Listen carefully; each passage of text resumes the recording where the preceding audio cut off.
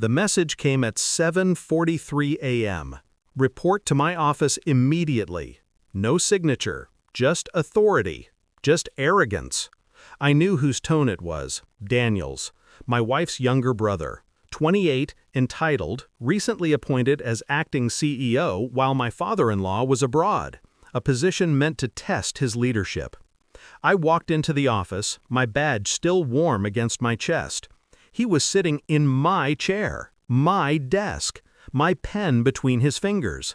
When he looked up, he smiled like a man rehearsing dominance. "You're fired," he said, too casually. No warning, no reason, just satisfaction. I didn't speak. I let the silence fill the room until he felt it press back.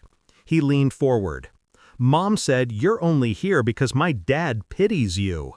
A pause. Then he smirked. "Guess the pity's over." I smiled. Slow, controlled. "You'll regret this." The words hung like a curse, calm, deliberate. He slapped me, hard. My jaw tilted, but I didn't fall. "Get out," he hissed. "You're nothing here." I walked out quietly. No one met my eyes. No one dared. By evening, my wife hadn't called, but my father-in-law did. When he spoke, his voice trembled, half fury, half disbelief. "Why," he demanded, "did Daniel fire you?" Then came the silence, the kind that reshapes the air. He asked quietly, "Didn't he tell you who you are?" It began long before that day. Small shifts in tone, eyes that avoided mine at dinner. My wife had become distant, polite, measured, as if her love had become contractual. Her mother's glances sharpened too, a mixture of pity and resentment. I noticed everything, but said nothing. That's what they never understood about me. Silence isn't weakness, it's calculation. The company wasn't just a business to me, it was built on a vision I had created, technology, systems, patents. But on paper, the family owned it all. My role was invisible, hidden behind consultant titles. That was by design, my design. They thought they were keeping me close out of obligation. They didn't know I was the foundation beneath their empire. But when Daniel fired me, I realized something deeper. This wasn't just corporate politics. This was orchestrated. His mother, my wife's mother, had always despised me, said I married up. She couldn't stand that her daughter had chosen someone ordinary. And Daniel, he was her weapon. Still, it wasn't until that night, when I heard my wife whispering into the phone, her voice low, trembling, that I began to see the full shape of the betrayal. She said, "I told you not to fire him yet. Dad will find out." A pause. Then, "You don't understand. He knows things. He's not what you think." I lay in bed beside her, eyes open, heart steady. Not shocked, not broken, just waiting. The next few days were silent warfare. I didn't argue, didn't call my father-in-law, didn't defend myself. Instead, I observed. Every email, every document, every company file still connected to my personal servers. They'd forgotten that I built those systems myself. I watched Daniel struggle, contracts collapsing, investors pulling back. Every move he made triggered a small failure I'd designed months ago as a safeguard. It wasn't revenge yet, it was alignment. By the third day, I saw an email from my wife's account, a message to her mother. "He's calm, too calm. I think he knows something." I almost smiled.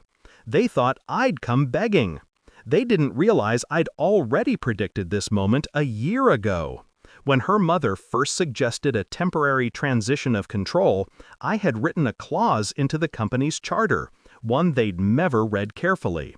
A clause that gave full executive power, in my absence, to the original architect of the firm's intellectual property, me. When my father-in-law returned, he called a board meeting. Daniel arrived first, rehearsing excuses. My wife came with him, face pale but proud. Her mother followed, her perfume heavy enough to mask guilt.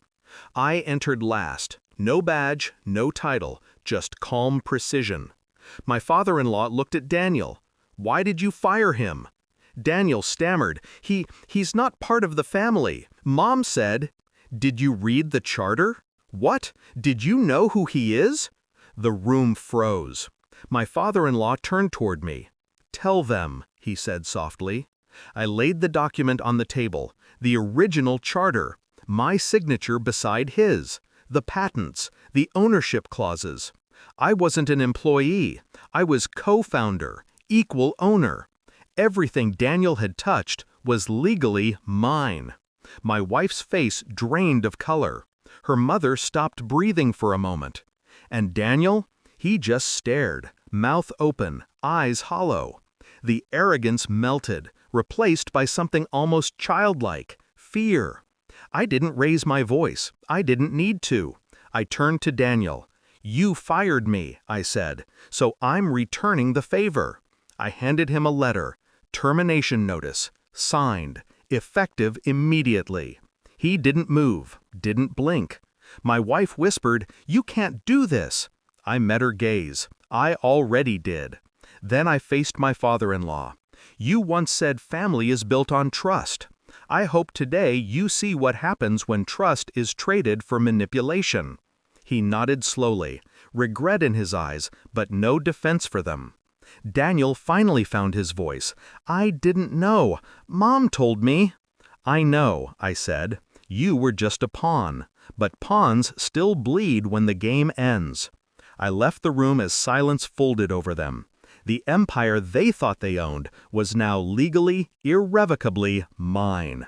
That night, my phone rang. Daniel's name. I answered.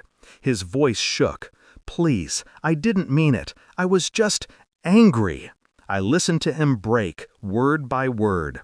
When he finally asked, "What are you going to do?" I said, quietly, "Nothing." "Nothing?" "Yes, because that's what you thought I was." And then I hung up. Outside, the night air was still. The city lights flickered on the glass of my office window. I watched them blur together, gold, blue, and hollow white. Power doesn't scream. It whispers. And tonight, it whispered my name. They thought they'd buried me under pity, but I was the ground they stood on.